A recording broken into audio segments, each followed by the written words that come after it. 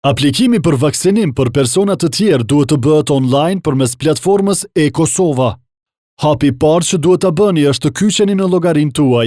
Pas hapjes së platformës, klikoni butonin Hyr dhe shkruani numrin tuaj personal dhe fjalëkalimin. Pastaj klikoni te rubrika Shërbimet. Pasi të hyni te shërbimet, duhet të klikoni te kategoria Shëndetësia. Pas këtij hapi, klikoni te aplikimi për vaksinim kundër COVID-19 për persona të tjerë. Pas hapjes së dritarës së re, duhet i plotësoni të dhënat e personit për të cilin po aplikoni, si numrin personal, numrin e telefonit dhe profesionin. Në rast se profesioni nuk figuron në listë, zgjedhni njërin nga profesionet e cekura të vërejtja. Gjithashtu, konfirmoni nëse ka sëmundje kronike.